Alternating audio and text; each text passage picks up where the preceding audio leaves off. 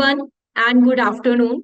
So I'm Dr. Manju Singh and I'm from SBL और आज मैं आप सभी का स्वागत करती हूँ जो हमारी वेबिनार की सीरीज चलती हैं इसमें। जैसा कि हम सब जानते हैं कि जो आज का टॉपिक है वो है managing chronic kidney diseases, a case based approach with homeopathic insights. So जैसा कि हम जानते हैं कि जो हमारा क्रॉनिक किडनी डिजीजेस होते हैं कॉमन भी है, लेकिन होम्योपैथी किस तरीके से इसमें सपोर्ट कर सकती है, क्या केस स्टडीज अभी तक हो चुकी हैं।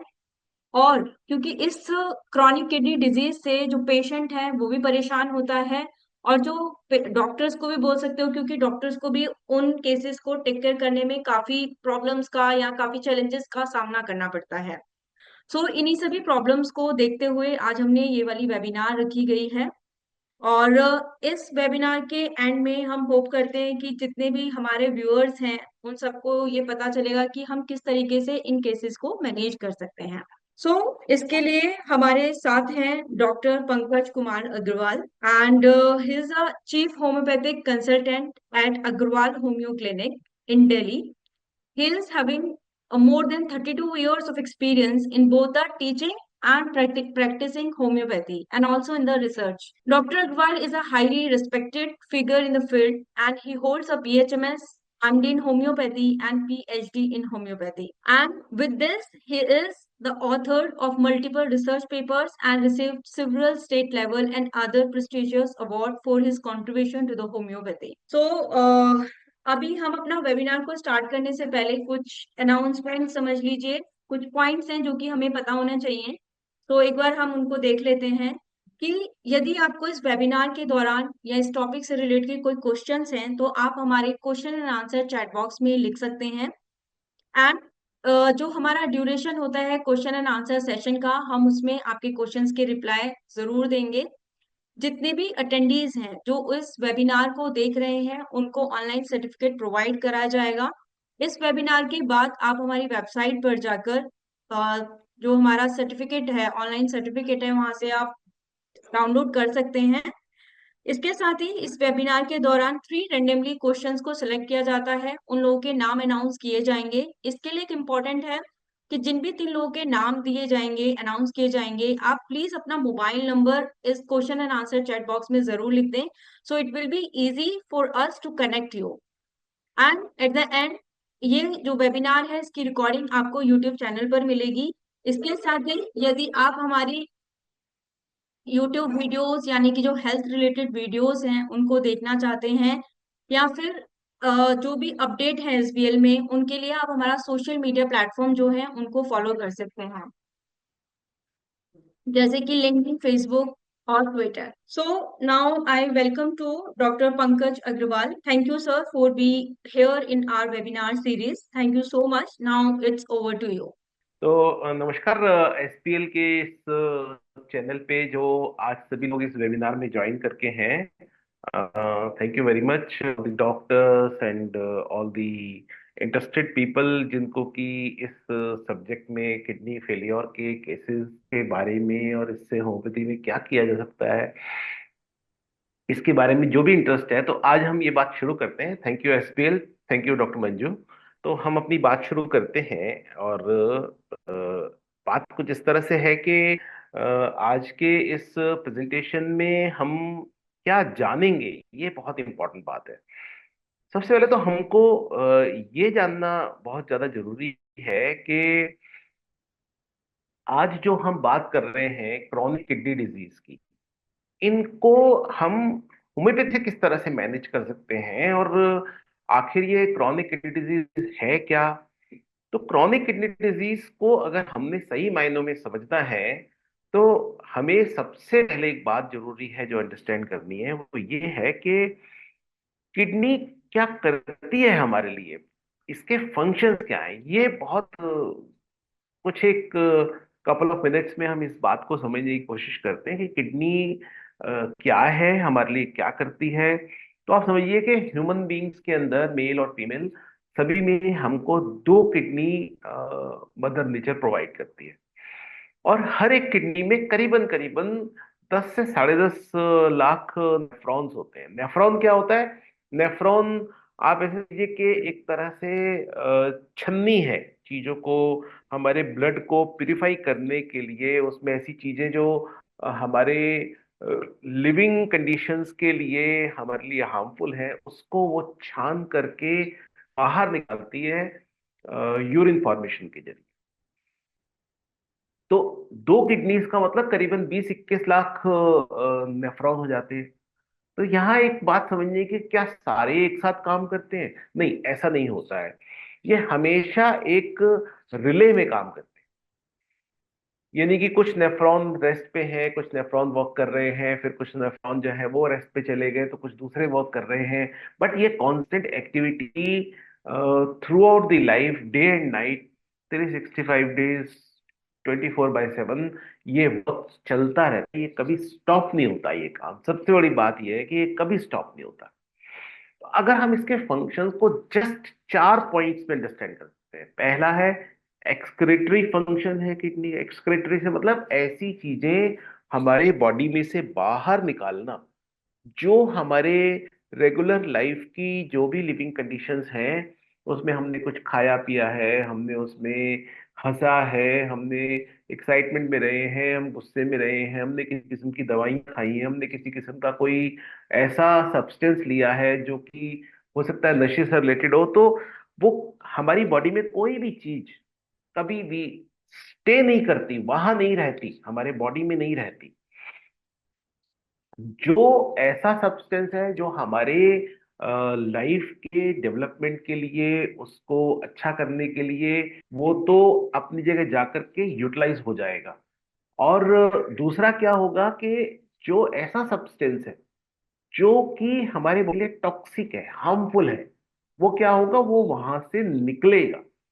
तो हमारे बॉडी से टॉक्सिन्स को रिमूव करने के लिए बहुत सारे एरियाज है जहां से ये टॉक्सिन्स का रिमूवल होता है। उसमें आज के डिस्कशन में हम बात करेंगे किडनी क्या रिमूव करता है। किडनी का जो मेटाबॉलिक वेस्ट प्रोडक्ट है, यानी कि हमने जो खाया पिया और बॉडी में जितनी भी अंदर हर सेल ने बहुत सारी एक्टिविटीज अगर की हैं, तो कुछ ऐसे एक्सक्रीटा बनते हैं जिसमें जैसे कि यूरिया होता है, जैसे कि क्रेटनिन होता है, ड्रग्स है और बहुत सारे टॉक्सिन्स हैं। ये किडनी इनको सबको हमारे बॉडी में से रिमूव करता है।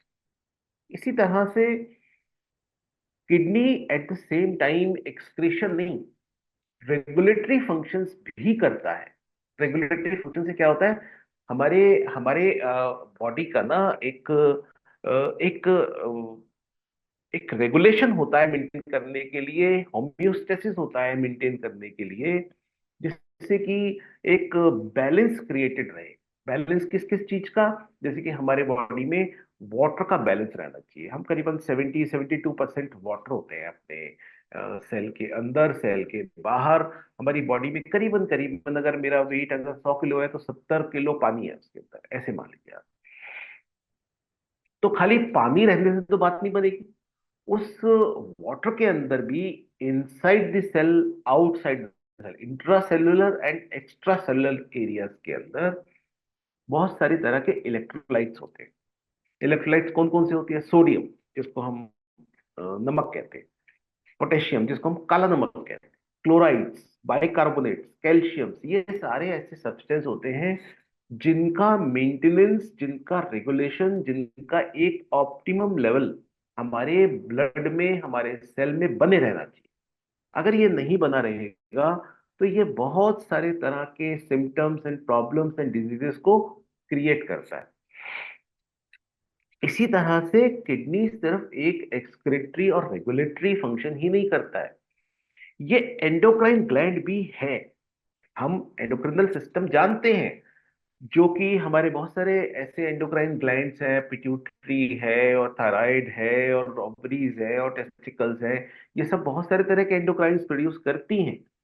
बट अब आपको ये भी जानना बहुत जरूरी है कि लगभग लगभग हमारे बॉडी का हर ऑर्गन अपने आप में एक एंडोक्राइन ग्लैंड भी है, दूसरे फंक्शंस के साथ। इसी तरह से किडनी भी अपने आप में एक एंडोक्राइन ग्लैंड है, और ये तीन मोस्ट इम्पोर्टेंट हॉर्मोन्स या हॉर्मोन्स के जैसे सब्सटेंसेस को प्रोड्यूस करता है। सबसे पहला है एरिथ्रोपोइटिन, दूसरा है रेनिन, तीसरा है प्रोस्टाग्लैंडिन। एरिथ्रोपोइटिन का फंक्शन क्या है कि हमारे बोन मैरो में जाकर के आरबीसीज बनाता है। रेनिन का फंक्शन क्या है, ये हमारे बॉडी के ब्लड प्रेशर को मेंटेन करता है। और प्रोस्टाग्लैंडिन का फंक्शन भी ब्लड प्रेशर को मेंटेन करने के लिए है मेनली। बट आप ये समझिए कि ये तीनों ही हार्मोन और भी दूसरे मल्टीपल एक्टिविटीज करते हैं, जो मैंने आपको बताया वो कौन से हैं, जो इनके प्रिंसिपल एक्शंस हैं।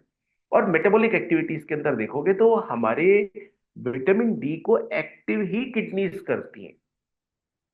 अगर हमारे ब्लड में और हमारे स्किन में कितना भी विटामिन डी वहां पे रहे, लेकिन वो इनएक्टिव फॉर्म में होता है। हमारे एक्टिव फॉर्म में हमेशा किडनी ही उसको एक्टिवेट करती है, ऐसे कहें आप।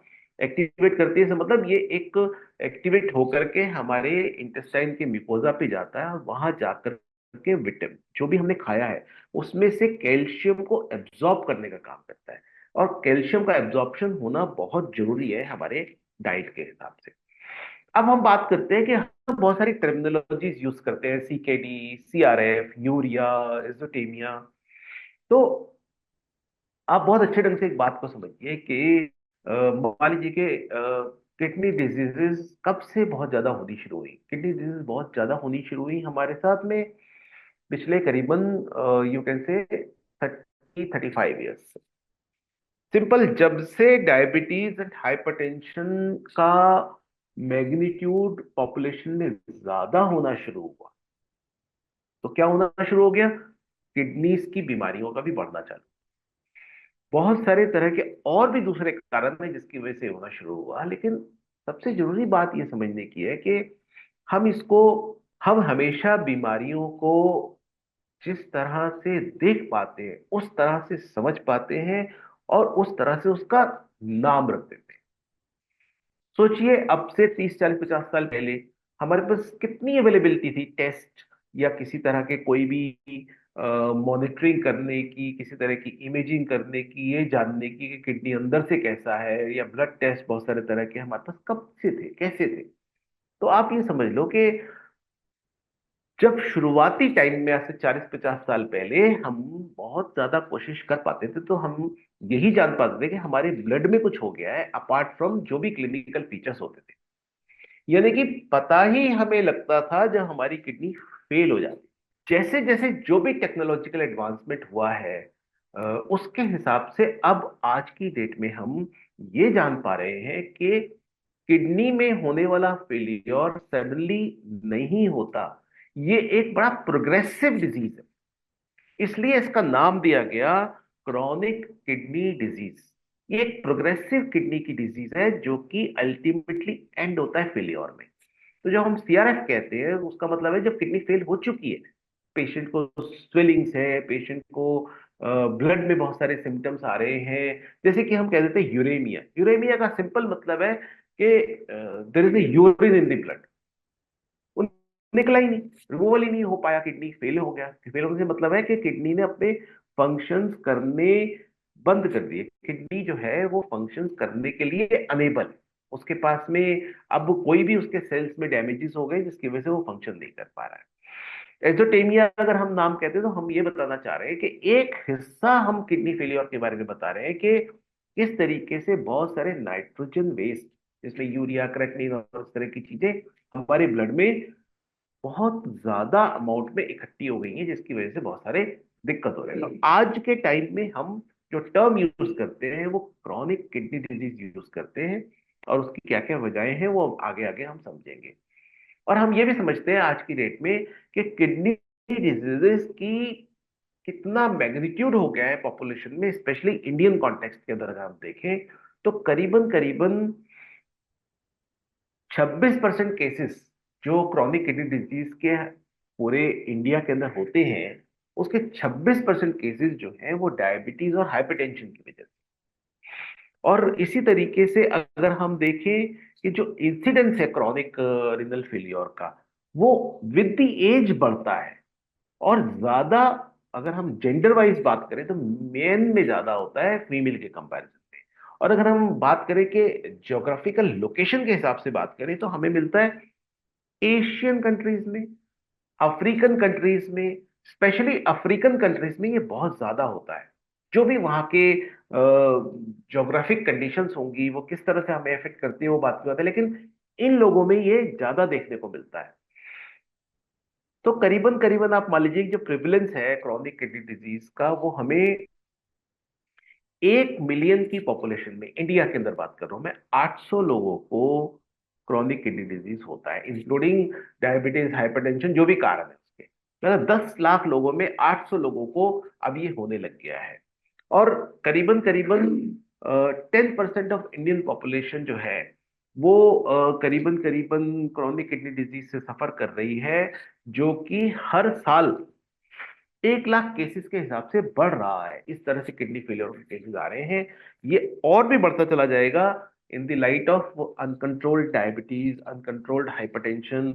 ये जो मेजर इसके दो बड़े बहुत बड़े कारण हैं। जैसे कि मैंने कहा कि क्रॉनिक किडनी डिजीज एक प्रोग्रेसिव किडनी फेलियर की कंडीशन है। तो हम जब कह रहे हैं प्रोग्रेसिव, इसका मतलब इसकी स्टेजेस होंगी, इसके अंदर कुछ ऐसी बातें होंगी जिसको कि हम समझ ले। और एक बड़ा ही ब्रह्म वाक्य है, एक बड़ा ही इंपॉर्टेंट गोल्ड स्टैंडर्ड है मेडिकल फील्ड में, अर्लियर द बेटर। जितना जल्दी आप डायग्नोज कर लेंगे उतना जल्दी आप ठीक करने की कंडीशन में केस को ला सकते हैं। बहुत सारी जगहों पे हम ठीक करने की कंडीशन के अंदर नहीं होते हैं, तो उसको अब मैनेज कैसे करें, पेशेंट अवेयर कैसे रहे। तो बहुत सारी बातें हैं, अगर हम इन स्टेजेस को समझ लेंगे तो हम पेशेंट को सही तरीके से गाइड कर पाएंगे। ये बहुत जरूरी चीज है। अब से पहले तक क्या था कि हम क्रॉनिक किडनी डिजीज के केसेस को क्रॉनिक किडनी फेलियर कहते थे, और उसमें हम ये कहते थे भाई हम आपका यूरिया क्रेटिनिन लेवल देख लेते हैं, हीमोग्लोबिन लेवल देख लेते हैं, इन 3 पैरामीटर्स को लेकर के हम चलते थे। और उसके अंदर होने वाले जो भी बातें थी उसके मुताबिक हम आगे आगे मैनेजमेंट और ट्रीटमेंट की बात किया करते थे। लेकिन जैसे जैसे बीमारी को और अच्छे ढंग से समझा गया है, तो आज हमको इसको समझना चाहिए सभी डॉक्टर्स को। और जो भी पेशेंट है जो टेस्ट कराते हैं, और डॉक्टर्स जो अपने पेशेंट का टेस्ट कराते हैं, वो किडनी फंक्शन टेस्ट कराएं, सब कुछ कराएं, लेकिन अब जो है वो जीएफआर भी चेक होता है। जीएफआर से क्या मतलब है? Glomerulo filtration rate. ग्लोमेरुलस क्या है? ग्लोमेरुलस हमारे किडनी के नेफ्रॉन के एक हिस्से को कहते हैं जहां पर ये मेन फिल्ट्रेशन का प्रोसेस होता है। तो अगर अब ये जान लिया गया है कि हमारी किडनी का ये जो फिल्ट्रेशन वाला हिस्सा है, ये जो छन्नी है सिंपल शब्दों में, वो 1 मिनट में कितने ब्लड को छान देती है, कितने ब्लड को प्यूरिफाई कर देती है, ये जानना जीएफआर कहलाता है। तो जब ये जाना जाता है तो इसमें कौन कौन से फैक्टर्स को ध्यान रखा जाता है कि जिसकी किडनी ब्लड को प्यूरिफाई कर रही है उसकी एज क्या है, वेट क्या है, हाइट क्या है, जेंडर क्या है, ब्लड प्रेशर कैसा रहता है, ब्लड वॉल्यूम कैसा है, और क्रिएटिनिन लेवल्स उसके कैसे रहते हैं। तो आप समझ सकते हो कितने सारे पैरामीटर्स को ध्यान में रख के हम जीएफआर जानते हैं। अब जीएफआर जानने का तरीका क्या? जीएफआर दो तरह से जाना जा सकता है, एक है डायरेक्ट मेथड, एक है एस्टिमेटेड जीएफआर, यानी कि एस्टिमेशन कर लिया जाए। डायरेक्ट मेथड ज्यादा यूज नहीं होता, उसकी एक बहुत बड़ी वजह है कि उसके लिए आपको बहुत थोड़ी थोड़ी देर के अंदर अलग अलग ब्लड सैंपल लेना, ये करना वो करना, बहुत कम्बरसम प्रोसेस है, करने वाले के लिए भी करवाने वाले के लिए भी। तो क्या है, ज्यादातर मैथमेटिकल कैलकुलेशंस के बेसिस पे बहुत सारे गिवन फॉर्मूलाज हैं, आप अपनी कोई भी टेक्स्ट बुक देखेंगे उसमें मिल जाएगा, जहां पे एस्टिमेशन किया जाता है जीएफआर का, जिसके अंदर ये जो ऊपर वाले पॉइंट है, एज है, वेट है, पेशेंट का किस तरीके का बाकी का लेवल है, ये सब चीजों को ध्यान में रख करके एस्टिमेशन किया जाता है। एक कैलकुलेटिव फॉर्मूला है जिसके ऊपर ये किया जाता है, तो हमें एक आइडिया मिल जाता है कि हमारा ई जीएफआर, एस्टिमेटेड जीएफआर कैसा है। एक तो ये हमको इसका, इससे हमें स्टेज पता लगेगी। ये एक पॉइंट है। दूसरा पॉइंट क्या है? दूसरा पॉइंट है कि हमारे यूरिन, सिंपल यूरिन का रूटीन टेस्ट, उस रूटीन टेस्ट के अंदर एल्बुमिन कितना जा रहा है। और आजकल एक और टेस्ट कैलकुलेशन के बेसिस पे किया जा रहा है, urine albumin to creatinine ratio. तो ये जो दो बेसिक पैरामीटर्स है कि हमारा बॉडी में किडनी का जीएफआर क्या है, कि पर मिनट में कितना ब्लड प्यूरिफाई कर देता है कि। दूसरा यूरिन का टेस्ट जिसमें एल्ब्यूमिन कितना गिर रहा है। आजकल अगर आप नेट पे जाएंगे तो आपको ना किडनी फेलियर रिस्क इक्वेशंस, इस तरह के बहुत सारे एप्लीकेशंस मिल जाएंगे, जिससे कि आप ये जान सकेंगे कि हाँ हमारा क्या है। अब ये देखिए, स्टेजेस के अंदर अगर हम देखें दो एरिया में, जो ये वाला जहां पर जी जी G1 G2 G3A G3B G4 G5 लिखा हुआ है, तो ये एरिया ये हमारा GFR का पार्ट। और जो दूसरा साइड है जिसमें A1 A2 A3 लिखा है, ये एल्बुमिन इन दी यूरिन है। इस तरह का एल्ब्यूमिन हमारे यूरिन के अंदर जा रहा है ये बताया। तो हम एक हिस्सा समझ रहे हैं पहले GFR का, जिसको हम G1 कहते हैं, वो नॉर्मल या हाई की तरफ है, जहां पर हमारा जो वैल्यू है कि हमारी दोनों किडनी 90% उससे ज्यादा हमारे ब्लड को प्यूरिफाई कर देती है, ये बड़ी नॉर्मल बात है। G2 में क्या है कि ये लेवल 60 to 89 आ गया। G3A क्या है जहां पर लेवल 45 to 59 आ गया। G3B क्या है 30 to 44। जैसे पेशेंट आके कहते हैं ना जी, हम गए थे, हमारे को नेफ्रोलॉजिस्ट ने, हमारे डॉक्टर ने बोल दिया अभी अब आपकी किडनी तो जी सिर्फ 40% काम कर रही है, अब आपकी किडनी तो जी सिर्फ 30% काम कर रही है। ऐसी परिस्थितियां इस तरीके के रिकॉर्ड को GFR को देख के बताई जाती है। G4 क्या है भाई, severely decreased functioning of the kidney है, जो सिर्फ 15 से 29% ही रह गई है। और G5 क्या है, ये किडनी फेलियर की स्टेज है, जिसके अंदर हमको ये पता लगता है कि अब किडनी 15% से कम काम कर रही है। तो ये जो G5 की स्टेज है, इसको एंड स्टेज रिनल डिजीज भी कहा जाता है। अब दूसरी तरफ आता है एल्बुमिन। आपने अपना यूरिन दिया,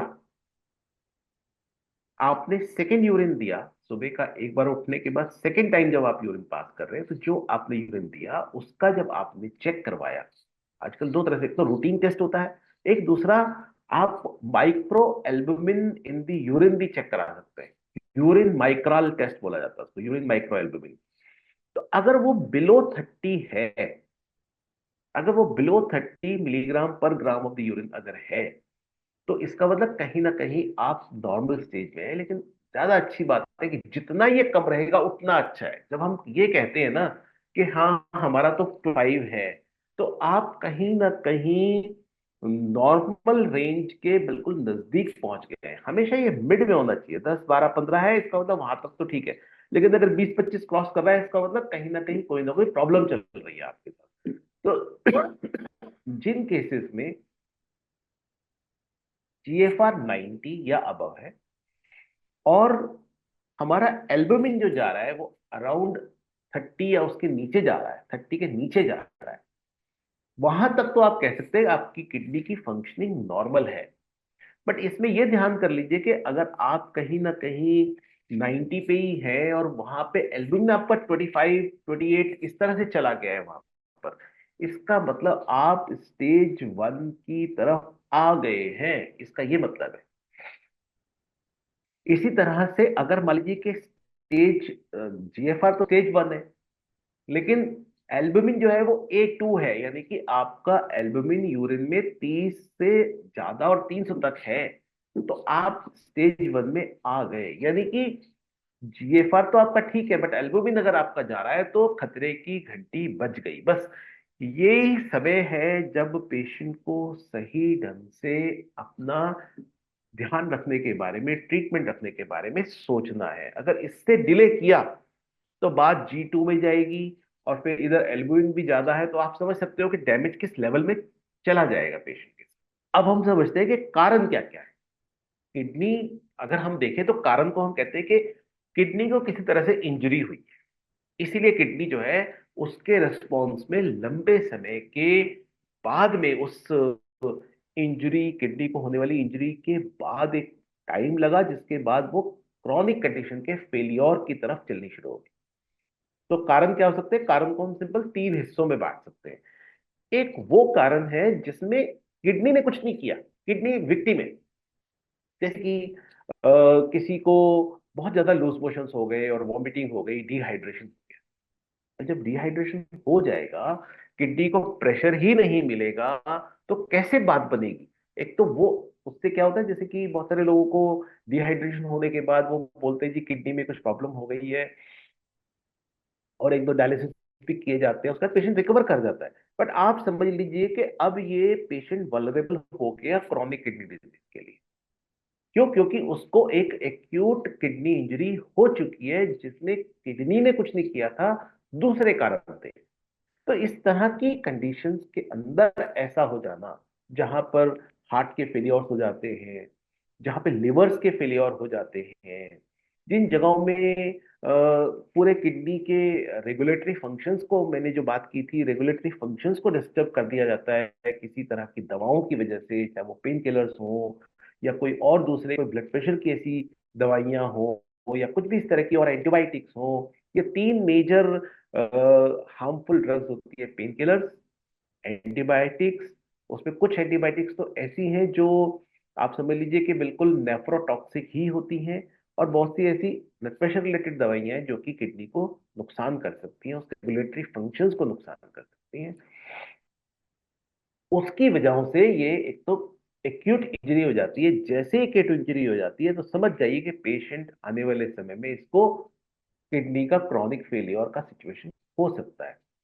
फिर किडनी रिलेटेड कारण क्या क्या हो सकते हैं, जैसे कि हमारी जो छन्नी है, हमारा जो नेफ्रॉन है, नेफ्रॉन का जो शुरू का हिस्सा है जिसको हम ग्लोमेरुलर कहते हैं, जहाँ पे सारी वेसल्स इकट्ठी होती है और कुछ एक्सचेंज प्रोसेस चल रहे होते हैं, वहां पर किसी तरह की कोई सूजन हो गई, इन्फ्लेमेशन हो गई, क्रॉनिक इन्फ्लेमेशन हो गई, जिसको हम एक तरह से कहते हैं ग्लोमेरुलोनेफ्राइटिस हो जाता है।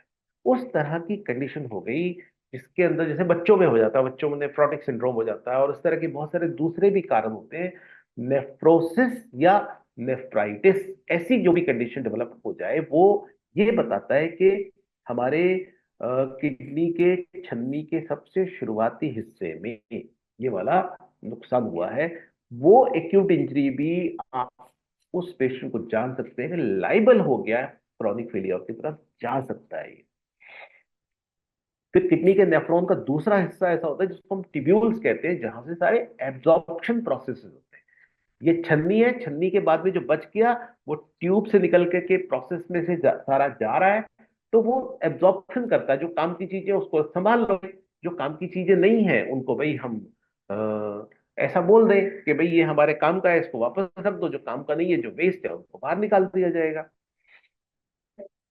तो जो ट्यूब्यूल है, ये जो एब्जॉर्प्शन वाले जो ट्यूब्स हैं, ये किन किन चीजों से इफेक्ट होते हैं? या तो इनको प्रॉपर ऑक्सीजन नहीं मिल पाया, या किसी किस्म का इंफेक्शन हो गया, या किसी किस्म का टॉक्सिसिटी हो गई, चाहे तो वो दवा से, चाहे तो किसी तरह के गलत खाने पीने से। और इसी तरह से हमारे किडनी के जो अंदर के माइक्रो ब्लड वेसल्स हैं, माइक्रो ब्लड वेसल्स के अंदर कोई सूजन हो गई, बहुत सारे कारण होते हैं उसके भी, या किडनी का अपना ही कोई कैंसर का मामला हो गया, या किडनी का अपना ही ऐसा कुछ, क्योंकि हमारा, हम जानते हैं कि किडनी हमारे ब्लड प्रेशर को कंट्रोल करता है। और कोई पेशेंट, जैसे कि मैंने अपने क्लिनिक में भी देखा कि कुछ लोगों ने ब्लड प्रेशर को वैल्यू ही नहीं किया, कुछ नहीं, ये हमें तो कोई सिम्टम तो है ही नहीं। तो अगर सिम्टम नहीं है, इसका मतलब ये नहीं है कि वो आपको नुकसान नहीं कर रहा, साइलेंटली किडनी को नुकसान करता है, इसलिए हम उसको मेलिग्नेंट हाइपरटेंशन भी कहते हैं। तो इस तरह की कंडीशन आ जाती है जिसकी वजह से ये सारी बातें होती हैं। और ऐसे कारण जो किडनी से अलग है, एक होता है किडनी से पहले के कारण, एक किडनी के बाद के कारण। किडनी के बाद के कारण कौन से? किसी को यूरिनरी ब्लैडर में किसी तरह की प्रॉब्लम, जहां पर सारा यूरिन बना, इकट्ठा हुआ, और नीचे जाकर के पेशाब की थैली में इकट्ठा होगा, उस जगह से यूरिन बाहर नहीं निकलता, चाहे वो प्रोस्टेट की वजह से हो, चाहे वो किसी तरह का कोई ट्यूमर हो, या कोई भी वहां पे कारण हो, या जिस ट्यूब से, यूरेटर्स कहते हैं जिनसे कि किडनी से यूरिन पेशाब की थैली में आता है, उन ट्यूब्स में ही कोई एक में ना दोनों में ही किसी तरह का ऑब्स्ट्रक्शन हो, तो वो ऑब्स्ट्रक्शन बैक प्रेशर से किडनी को हार्म करता है। किडनी के कैलिक्स के एरिया में स्टोन्स का हो जाना, पत्थर बन जाते हैं जो किडनी कैलकुलस हो जाते हैं। तो क्या होता है कि वो कहीं ना कहीं किडनी को बैक प्रेशर से लॉन्ग टर्म में नुकसान करते हैं। लेकिन इन सारी की सारी कंडीशंस को हम क्या कहते हैं? एक्यूट किडनी इंजरी कहते हैं। तो हम बहुत समराइज करें अगर सीकेडी के कारणों को, तो दवाइयों का नुकसान, हमारा लाइफस्टाइल या हमें होने वाली डिजीजेस, हमारी फैमिली की कंडीशंस, जहां हमारे फैमिली में डायबिटीज है, किडनी फेलियर है, हाइपरटेंशन है, ये कंडीशन भी बड़ी इंपॉर्टेंट है। और मैं तो कहना चाहता हूँ कि जो भी, अगर मेरे को कोई होम्योपैथिक डॉक्टर सुन रहे हैं तो वो इन चीजों को जरूर अकाउंट फॉर करते होंगे, और नहीं करते हैं तो ध्यान रखें अपने इन केसेस के अंदर। और कंजेनाइटल कारण भी होते हैं, इनहेरिटेड कारण भी होते हैं, जिन केसेस में भी बच्चों में, न्यूबॉर्न चाइल्ड में ओबेसिटी होती है, यानी कि वो ओवरवेट बच्चे पैदा होते हैं, उनको ध्यान रखना चाहिए कि ये प्रोन टू होते हैं क्रॉनिक किडनी डिजीज के लिए। इसी तरह से जब हम रीनल कंडीशंस की बात करें तो उनकी आर्टरीज में, जो मैंने सारा बताया, वो सारी चीजें हमारे को मिलती हैं देखने के अंदर। इनके अगर हम सिम्टम्स में जाएं तो हमारे को जो सिम्टम्स मिलते हैं वो जो है वो जैसे कि उनको हम मेसोटेमिया भी कह देते हैं, उनको एक आखिरी स्टेज में जब पहुंचता है तो एक तरह से एंड स्टेज रीनल डिजीज की भी बात हो जाती है।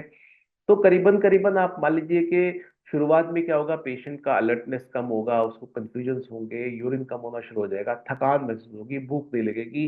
वो तो देखने में लगेगा इतना तेल, इसमें खून की कमी लग रही है, इतना देखने में एनीमिक एनीमिक लग रहा है, उसका पल्स रेट बढ़ जाएगा, उसको एक जनरल फीलिंग फटीक की रहेगी, ड्राउजी रहेगा, कंफ्यूज रहेगा, ऐसे लगेगा पता नहीं क्या हो गया इसको, किस तरह के डिप्रेशन में है, अपने काम पे कंसंट्रेट नहीं कर पाएगा, स्किन में बहुत सारी तरह की ड्राइनेस एंड इचिंग की कंडीशंस डेवलप हो जाती हैं। और बहुत बार क्या होता है, बहुत सारे लॉन्ग टर्म किडनी से रिलेटेड केसेस जहाँ पे फेलियर होता है, वहां पर बहुत सारे हाइपर पिगमेंटेड पैचेस बन जाते हैं, जिनको हमें देख के लगता है कि स्किन अचानक से इतनी डार्क हो गई। बहुत बार हेडेक की शिकायतें करता है पेशेंट, हाथ पैरों में दर्द की शिकायतें करता है, नोजिया की शिकायत करता है। आप समझते हो ना, नाइट्रोजन वेस्ट ब्लड में इकट्ठा है तो आपको एकदम हर समय ऐसे लगेगा भूख नहीं लग रही, उल्टी उल्टी आने को हो रही है, सांस जो है उसकी वो उसमें बदबू आ जाएगी, प्यास बहुत लगेगी, मुंह के अंदर ड्राइनेस बहुत हो जाएगी, स्वेलिंग हो जाएगी। हमेशा किडनी की स्वेलिंग हमेशा पेशेंट के चेहरे पे, स्पेशली आंखों के आसपास आती है। तो वह जहां जिस पेशेंट में भी आपको ऐसा दिखे तो समझ जाओ कि भाई उसके कहीं ना कहीं किडनी रिलेटेड इश्यूज को हमें ध्यान देना पड़ेगा। ब्लड प्रेशर उसके बहुत सारे फ्लक्चुएशंस होने शुरू हो जाते हैं।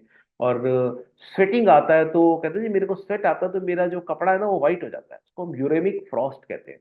तो ऐसी कंडीशंस का आना, बहुत हिचकियां आना, बहुत केसेस के अंदर बहुत सारी हिचकियां आना, इस तरह की कंडीशंस होना, फीमेल के केसेस में मेंस्ट्रुअल पीरियड्स का बंद हो जाना, एमिनोरिया की कंडीशन हो जाना, नींद से रिलेटेड प्रॉब्लम हो जाना, धीरे धीरे स्वेलिंग हाथों पैरों की तरफ जाने लगते हैं। फर्स्ट चेहरा, ये ध्यान देने की बात है, नमनेस, मेल्स में होने वाले चेंजेस, मसल्स में पेन, मसल्स में होने वाली ट्विचिंग, क्रैम्स, वेट लॉस, इस तरह की कंडीशन हमारे को देखने को मिलती है। एक केस मैं आप लोगों के साथ शेयर करता हूँ।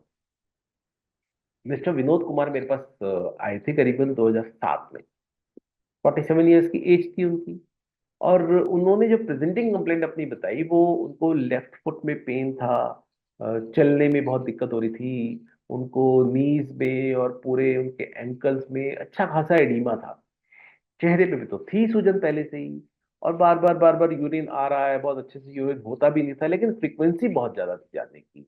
उनको उनकी जेनाइटल एरिया में बहुत, एक साल से इचिंग हो रही थी, आवाज उनकी बहुत बैठी हुई थी, एकदम बिल्कुल जैसे कि हस्की वॉइस हो जाती, ऐसा था।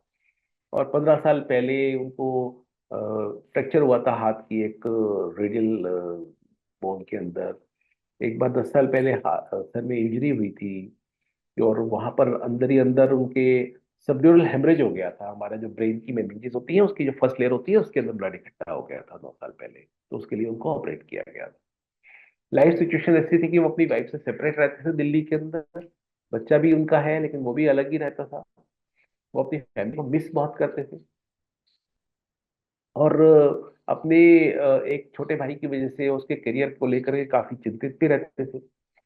काफी सारा उनके साथ में फाइनेंशियल कंस्ट्रेंट भी चला रहता था इन बातों को लेकर के। फैमिली में कोई बीमारियों की बहुत लंबी चौड़ी हिस्ट्री रिवील नहीं हो पाई थी, वो बता नहीं पाए जो भी रहा। अगर हम होम्योपैथिक पॉइंट ऑफ व्यू से देखें तो उनके फिजिकल जर्नल्स में हमारे को देखने को मिल रहा था कि उनको प्यास बहुत थी, उनको फ्राइड खाने को बहुत मन करता था, उनको ठंडा पानी बहुत चाहिए था, रात को डरते बहुत थे, वो उठ जाते थे नींद में से, और उनको ऐसा लगता है जैसे उनकी टांगे कट गई, और इस तरह का उनको पेन हुआ करता था। और हवा में उड़ रहे हैं, इस टाइप का उनको सब फीलिंग हुआ करता था। बहुत गर्मी उनको लगती थी, और इमोशनली बहुत सिंपैथेटिक थे। अपने किसी भी अनजान आदमी को भी देख लेंगे तो उनको उसके लिए बहुत सिंपैथी होती थी अगर इन्होंने किसी को तकलीफ में देख लिया तो। और स्मोकिंग की बहुत आदत थी, अल्कोहल की बहुत आदत थी। तो उनके इन सब सिम्टम्स को ध्यान में रख के मैंने दवा उनको दिया कॉस्टिकम में। जो लोग होम्योपैथिक डॉक्टर हैं वो समझ सकते हैं कि एक सी होती है हमारे यहाँ एलएम पोटेंसी, वो इस केस में यूज किया गया था। तो हमें देखने को मिला कि उसकी ओवरऑल सभी कंडीशंस के अंदर पेशेंट को एज ए होल बहुत अच्छा इंप्रूवमेंट आया। किसी किस्म का डायलिसिस नहीं हुआ। उसका क्रेटिनिन लेवल जो था वो करीबन करीबन जब मेरे पास आया था तो 10 पे चला गया था, और वो क्रेटिनिन लेवल घट करके 2 हो गया था। ये शुरुआत के पैरामीटर्स लिखे हुए हैं यहाँ पर उनके। यूरिक एसिड 16 हो गया था, क्रेटिनिन 10 हो गया था। तो इतना इंप्रूवमेंट आ गया था कि आरएमएल के डॉक्टर्स भी कहते थे कि भाई इस केस में बिना डायलिसिस के इतना इंप्रूवमेंट कैसे आ सकता है। तो ये एक बिल्कुल एंड स्टेज वाला, जो आखिरी स्टेज होता है सीकेडी का, वो वाला केस था जिसके अंदर होम्योपैथी के ट्रीटमेंट देने से इतना अच्छा इंप्रूवमेंट आया था। तो करीबन करीबन देखो, अगर हम उनके ब्लड टेस्ट को मॉनिटर करें 1 महीने के बाद, 6 महीने के बाद, 1 साल के बाद, तो हमारे को देखने को मिल रहा है कि पहले मंथ में यूरिक एसिड 16 से 11 हो गया, 10 से 6 हो गया क्रेटिनिन। 6 महीने के बाद उसका यूरिक एसिड 11 से भी 8 पे आ गया, क्रेटिनिन लेवल 5.4 पे आ गया, और 1 साल के बाद में उसका क्रेटिनिन लेवल 3.5 पे आ गया। उसके बाद और भी कम हो गया था, यूरिक एसिड अभी भी ज्यादा है, 9.6 है, बट जैसा था 16 से तो बहुत अच्छा हो गया, करीबन करीबन 50% इंप्रूवमेंट हुआ इसके अंदर। तो मैंने अपने क्लिनिक के अंदर करीबन करीबन 46 ऐसे केसेस, जो बिल्कुल सीकेडी की 5th स्टेज के केस थे, एंड स्टेज रिनल डिजीज के केस थे, 46 केसेस को मैंने देखा, जिनकी मैंने एक ऑब्जर्वेशन स्टडी तैयार की। और मेरे को उसमें बहुत अच्छा, जब उसका पूरा स्टैटिस्टिकल एनालिसिस किया जाता तो पी वैल्यू 0.05 और उसके आसपास आई, जो एक बहुत बड़ी इंप्रूवमेंट की बात होती है। सिंपल शब्दों में कहें तो 46 पेशेंट्स पे करीबन करीबन more than 50% patients homeopathic treatment लेने के बाद बहुत अच्छे रिजल्ट के साथ इंप्रूव हो गए। आप समझ सकते हैं ना, कैटनी लेवल 10 था, वो उठ करके 3.5 और उसके बाद में भी 2 तक आ गया था। इस तरीके का हमारे 46 केसेस के अंदर इंप्रूवमेंट आया, किडनी के एंड स्टेज के केसेस के अंदर। अगर हम अच्छे ढंग से अपने केसेस की ठीक से मॉनिटरिंग करें और उनको अर्ली स्टेज के अंदर अगर हम डायग्नोस कर लें, सेकेंड थर्ड स्टेज में भी हमारे पास केस आ जाए, तो आप समझ सकते हो कि पेशेंट पूरी तरह से ठीक हो जाएगा। उसको हम सही तरीके का लाइफस्टाइल, उसका डाइट, ऐसी चीजें अगर हम उसको रिकमेंड करें, जैसे कि रेगुलर एक्सरसाइज बहुत जरूरी है। स्ट्रेस को किस तरह से अवॉइड किया जा सकता है, उसके कुछ ना कुछ तरीके करने पड़ेंगे। खाने के बारे में हमको ध्यान रखना चाहिए कि कोई भी किडनी का पेशेंट है, कितना भी कर लोगे उसको प्रोटीन तो चाहिए ही चाहिए। आप जीरो प्रोटीन डाइट नहीं दे सकते, वो अपनी कॉम्प्लिकेशन क्रिएट कर देगा। हर आदमी को, कितना भी एंड स्टेज किडनी डिजीज का पेशेंट होगा, उसको करीबन करीबन 40 ग्राम प्रोटीन चाहिए ही चाहिए। उसके बगैर काम नहीं चलेगा, दवाइयां भी काम नहीं करेंगी उसको। पोटेशियम लेवल नहीं बढ़ना चाहिए पेशेंट का, वो थ्रेटनिंग है, लाइफ थ्रेटनिंग है। पोटेशियम, जिस भी खाने में फल है या कोई सब्जी है जिसमें रेशा होता है, जिसमें रस होता है, उसमें पोटेशियम, वो आपने रोकना ही पड़ेगा। खाने में उसको नमक आपको कम देना पड़ेगा, नहीं तो वो पानी को होल्ड कर रखेगा, स्वेलिंग नहीं कम होने देगा। कोकोनट वाटर, मिल्क, खट्टे फ्रूट, सीधी सी बात है, ये तो एकदम एक्सट्रीमली नो। कभी कभी कोई कोई कह देता है कि कोकोनट वाटर बहुत अच्छा होता है, नहीं भाई, अच्छा होता है, किडनी वाले के लिए नहीं अच्छा होता, क्योंकि इसमें बहुत एक्सेसिव मात्रा में पोटेशियम होता है, वेरी हार्मफुल। तो जो लोग भी किडनी डिजीज किसी को सफर होते हुए देख रहे हैं, कोई किसी के जानने वालों में है, कोई पेशेंट है, कोई उसका फैमिली मेंबर है, वो कोकोनट वाटर नहीं पिएगा। ये बहुत जरूरी ध्यान रखने की बात है। ऐसे खाने की चीजें जिसमें फॉस्फोरस ज्यादा होता है, वो आप कम इस्तेमाल करें। आजकल बहुत इजीली अवेलेबल है, गूगल पे जाओ, कौन से खाना है जिसमें फॉस्फोरस ज्यादा होता है। जो भी चीज देखने में लाल लग रही है उसका तो उसमें फॉस्फोरस है, उसको भाई अवॉइड करना है। नहीं तो क्या होगा, आपका ऑलरेडी कैल्शियम प्रॉब्लम में है, ऑलरेडी किडनी कॉम्प्रोमाइज्ड है, विटामिन डी को एक्टिवेट नहीं कर पा रही है, एक्टिवेटेड नहीं है विटामिन डी, तो क्या होगा, आपके इंटेस्टाइन के अंदर कैल्शियम एब्जॉर्ब नहीं होगा, कैल्शियम एब्जॉर्ब नहीं होगा तो क्या होगा, आपके बोन्स की जो स्ट्रेंथ है वो कम होती चली जाएगी। बोन की स्ट्रेंथ कम होगी, वो इस वजह से भी कम होगी कि ब्लड में अगर कैल्शियम कम है, कैल्शियम का और भी काम है, अगर वो कैल्शियम कम है तो आपका जो पैराथायराइड हार्मोन है वो क्या करेगा, कैल्शियम को ब्लड में पूरा करने के लिए आपकी हड्डियों को और घोल करके वहां से कहेगा कैल्शियम मुझे दे दो ब्लड के लिए, तो उससे और हड्डियां आपकी कमजोर हो जाएंगी। तो इस तरीके से करके आप बहुत सारी तरह की दिक्कत में चले जाते हैं।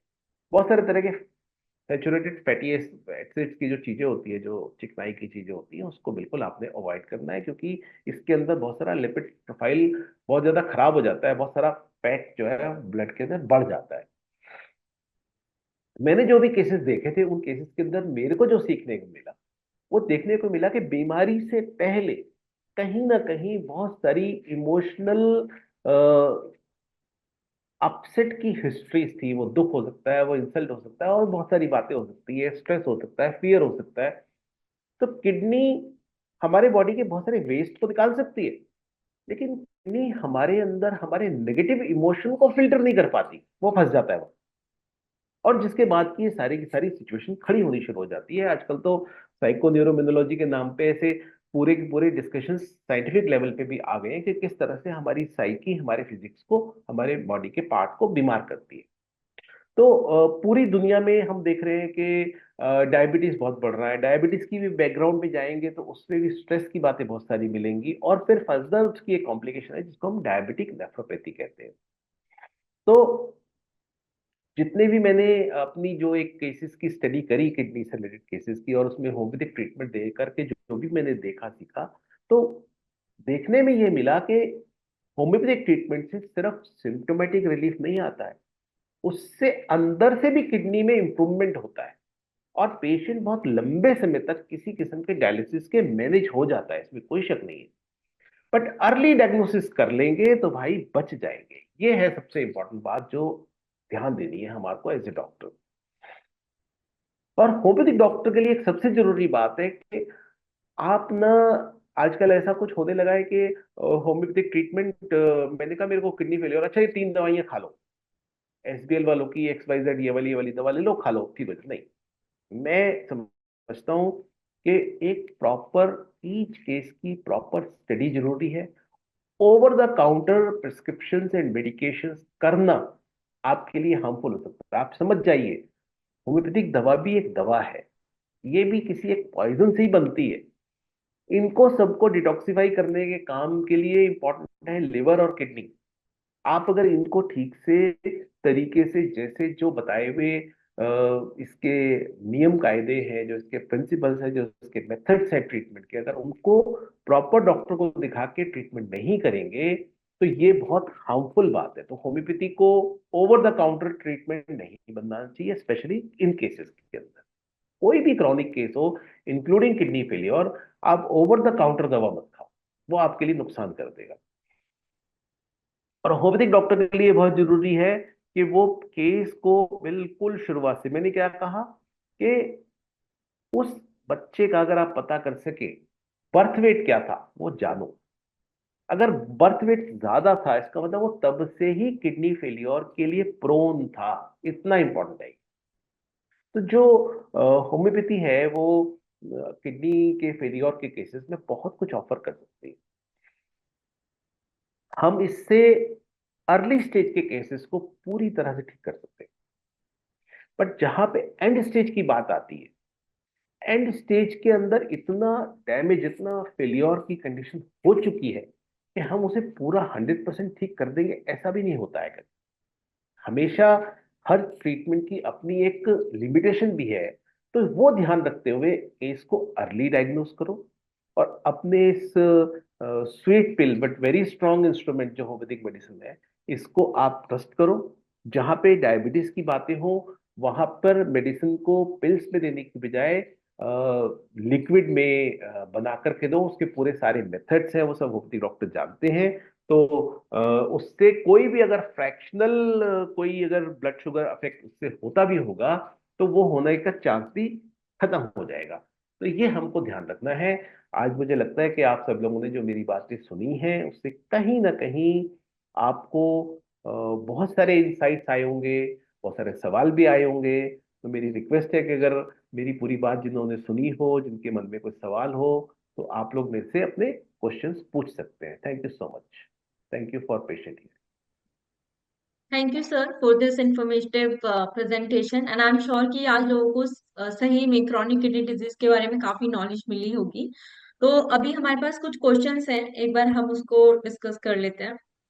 फर्स्ट क्वेश्चन जो है, this is, sir how we manage EGFR below normal range by homeopathy remedies and how much water intake in a day? देखिए, जहां पर भी हमें जीएफआर कम हो गया है, इसका मतलब कहीं ना कहीं आप फेलियोर की तरफ चले गए हैं। हम्म। ऐसे केसेस के अंदर जहां तक सवाल है होम्योपैथिक मेडिकेशन का, तो ये आपने ध्यान देना है कि होम्योपैथिक मेडिकेशन तो आपने डॉक्टर से बात करके, और उसका पूरा एक तरीका है। डॉक्टर साहब जब देखेंगे होम्योपैथी वाले, तो वो दवा दे पाएंगे। लेकिन हाँ, पानी आपने कम पीना है, नमक आपने बहुत कम खाना है। पोटेशियम वाली चीजें, यानी कि जो खट्टे फल हैं, जो फल ऐसे हैं जिसके अंदर रेशा है, जो सब्जी ऐसी है जिनमें रेशा होता है, वो आप बिल्कुल भी इस्तेमाल नहीं करेंगे। नारियल पानी आप बिल्कुल नहीं पिएंगे, जैसे मैंने बताया। और बताइए। Yeah, next question is role of homeopathy in chronic kidney disease. How to manage as a homeopathic physician? नहीं समझा, नहीं मैं सवाल, दोबारा बोले। एक होम्योपैथिक फिजिशियन, होम्योपैथी का क्या रोल है इन अ क्रॉनिक किडनी डिजीज? बहुत अच्छा मतलब एक रोल है। होम्योपैथ इसको किस तरीके से मैनेज करे? होम्योपैथिक डॉक्टर के लिए ये अपने आप में एक अच्छा वाला चैलेंज है। बट इतनी बात जरूर है कि जो भी इस तरह के केसेस को ठीक से, उसके बिल्कुल अर्ली लाइफ से लेके और आगे तक का पूरा डिटेल जान के दवा देगा, तो वो केस ठीक हो जाएगा, बशर्ते पेशेंट अपनी इनिशियल लाइफस्टाइल ठीक स्टेज। रखता है। और एंड स्टेज वाला केस जो है उसके अंदर मैनेज हो जाएगा, उस केस के अंदर हम्म। डायलिसिस बहुत लंबे समय तक बच जाएगा। राइट। और बताइए। Chronic kidney disease is more common in females or males? हाँ, ये मैंने बताया था आपको, ये हाँ। मेल्स में बहुत ज्यादा प्रोमिनेंट है। Next question is effect of arsenic present in a water on kidney disease and homeopathic remedy. देखिए, आर्सेनिक अपने आप में आप जानते हो एक पॉइजन है। बहुत सारी जगहें ऐसी हैं इंडिया में जहां पे ग्राउंड वाटर का इस्तेमाल होता है पीने के लिए, खाने पीना बनाने के लिए, और उसके अंदर बहुत सारा आर्सेनिक उस पानी के अंदर ऐसे इम्प्योरिटी मौजूद होता है। तो वो हमेशा किडनी के लिए बहुत ज्यादा हार्मफुल है। बट जिन जगहों पे ऐसी बातें नहीं है, जो प्रॉपर पोर्टेबल वाटर पीने लायक पानी पी पा रहे हैं, उन केसेस में अगर आर्सेनिक से रिलेटेड सारे सिम्टम्स हैं, जो कि एक होम्योपैथिक डॉक्टर अच्छे से जान समझ सकता है अपने केस के अंदर, वहां जब हम्म। आर्सेनिक प्रॉपर डोजेस में दिया जाएगा, डोजेस की भी पूरी एक होम्योपैथी में साइंस होती है जिसमें ध्यान रख के दवा दिया जाता है। उस प्रॉपर डोज में सही सिलेक्शन आर्सेनिक की जब की जाएगी, तो ऐसे केसेस बहुत अच्छा रिस्पॉन्ड करते हैं होम्योपैथी को किडनी फेलियर के। जी। Okay. So the next question is, in end stage renal disease, organ has lost a function as EGFR falls below 5. So in this case, as per CAN 12 observation, we have to give only palliative treatment. So should we give constitutional or pathological prescription? वाह वाह वाह, doctor साहब बहुत अच्छा सवाल है आपका। हाँ। आपको मैं ये कहना चाहता हूँ, जो ये सवाल है हमारे कोई डॉक्टर साहब ने ही पूछा है, इनके सवाल से मैं समझ पा रहा हूँ। तो आप समझ जाइए कि पैलिएटिव थेरेपी होम्योपैथी में जब दी जाती है, तो उसके नियम क्या हैं, उसका नियम पढ़ने के लिए मैं बोलूंगा, पैलिएटिव ट्रीटमेंट के लिए रॉबर्ट्स की फिलॉसफी में एक चैप्टर दिया हुआ है, आप उसको पढ़िए। वहां रॉबर्ट्स कह रहा है, अच्छे रॉबर्ट्स कह रहा है कि यहां भी आपने कॉन्स्टिट्यूशनल ही देना है भाई, लेकिन कॉन्स्टिट्यूशनल देने के लिए सिम्टम तो चाहिए। अब उसके लिए आप बोरिक में जाइए, बोरिक के प्रीफेस में फॉरवर्ड में पढ़िए। बोरिक कहता है तीन तरह से टोटेलिटी होती है। एक टोटेलिटी होती है जो सिंपल टोटेलिटी होती है, जिसको आप कॉन्स्टिट्यूशनल समझ रहे हैं। एक दूसरी भी टोटेलिटी होती है जहां पर हम रिपर्टरी करके सारे सिम्टम इकट्ठा करके और उसके अंदर से हम दवा देते हैं। एक हम्म। तीसरी टोटेलिटी होती है, जो केस आप पूछ रहे हैं उसको हम बोलते हैं पैथोलॉजिकल टोटेलिटी। जैसे कि मैं आपको एग्जांपल देता हूं कि आप ट्यूबरकुलिनम बोरिक में जाइए, ट्यूबरकुलिनम खोलिए, ट्यूबरकुलिनम के रिलेशनशिप में जाइए, तो वहां आपको मिलेगा एक दवा है कॉक्सलिन, KO करके दवा का नाम शुरू होता है, कॉक्सलिन। और उस पे लिखा हुआ है कि जहां पे निमोनिया के साथ किडनी फेलियर हो गया, यानी कि एक पैथोलॉजी दूसरी पैथोलॉजी के साथ कॉन्कॉमिटेंटली अवेलेबल है पेशेंट के, तो वहां पर ये कॉक्सलिन दवा देती है। तो आप देख रहे हो, बात वही होम्योपैथी की है जो हैनिमन अफोरिज्म 153 में कहता है, लेकिन यहां पैथोलॉजी बड़ी यूनिक तरीके से, बड़े ही पेक्यूलियर तरीके से किसी भी पर्सन की पैथोलॉजी एग्जिस्ट करती है। तो किडनी के मामले में भी यही है कि जहां पे लंग्स और किडनी एक साथ बीमार हो गए वहां पे कॉक्सलेट, जहां पे हार्ट और किडनी एक साथ बीमार हो गए तो वो बहुत कॉमनली एक दवा यूज होती है किडनी के अंदर, आप लोग नाम हम्म। जानते हैं उसका, वो वाली दवा को हमने यहाँ पर यूज करना है। उसको आप डे वन यूज मत करिए। पेशेंट किस कंडीशन में है आपने बता दिया, एंड स्टेज रिनल डिजीज में, एंड स्टेज रिनल डिजीज के अंदर भी फर्दर 1 2 3 4 5 कंडीशंस होती है, अकॉर्डिंगली दवा देना है। आई So होप the मेरे next को question मेरी is, बात। next question is, according to psychoneuroimmunology, which emotions can lead to kidney disease? जैसे कि मैंने बताया, जैसे कि मैंने अपने केसेस में देखा, जो मैंने 46 पेशेंट्स का स्टडी किया उसमें मैंने देखा कि किस तरीके से इंसल्ट बहुत बड़ा रोल प्ले करती है हम्म। किडनी के फेल्योर को लीड करने के लिए। जैसे कि आप एक सिंथेटिक मटेरियल, हमारी सिंथेटिक रिपर्टरी है, सिंथेटिक रिपर्टरी में जनरलिटीज में डायबिटीज और हाइपरटेंशन से रिलेटेड अलग से रूब्रिक दे रखे हैं जनरलिटीज। तो उसमें जब आप डायबिटीज का रूब्रिक देखेंगे तो उसमें एक रूब्रिक दिया हुआ है इंसिपिएंट डायबिटीज। इंसिपिएंट डायबिटीज का मतलब है कि अर्ली स्टेज ऑफ डायबिटीज, उसमें सिर्फ सिंगल मेडिसिन है, स्टेप सेकंड। तो आप समझ सकते हो कि इंसल्ट की बात, गुस्से की बात, कहीं ना कहीं हमारे ईगो को हर्ट करने वाली बात हमें कहीं ना कहीं इस बीमारी की तरफ लेके जा सकती है। हम हर आदमी ना इंसल्ट से इतना बड़ा इन्फ्लुएंस नहीं होता, सबको कुछ ना कुछ होता है, लेकिन कुछ लोग निभा जाते हैं, कुछ लोग के लिए रेस्पेक्ट पहले है। ऐसे लोग डायबिटीज, किडनी, इस तरह की बीमारियों के लिए प्रोन होते So thank you sir for giving these answers as well. अभी हमारे पास बहुत सारे क्वेश्चंस हैं बट एज द टाइम, तो हम इन सब क्वेश्चंस के आंसर आप लोगों को मेल्स के थ्रू रिप्लाई करेंगे। नाउ द नेक्स्ट इज, जैसे कि हम लोगों ने स्टार्टिंग में बताया था कि हमारे 3 विनर्स के नाम हम लोग सेलेक्ट करते हैं रेंडमली। तो जो ये लोग हैं, इन लोग के नाम हैं doctor Anil Sharma, Hemendra Varshney and third is Radhika Agarwal. So आप तीनों से रिक्वेस्ट है, प्लीज अपने कॉन्टेक्ट नंबर आप क्वेश्चन आंसर चैट में जरूर लिख दें अपने नाम के साथ। So it will be easy for our कि हम आगे प्रोसेस क्या कर रहे हैं, किस तरीके से हम आपसे कनेक्ट कर पाएंगे, right? So thank you sir for giving your time on SBL, and thank you everyone for viewing this webinar. हैं। Thank you so much. Thank you.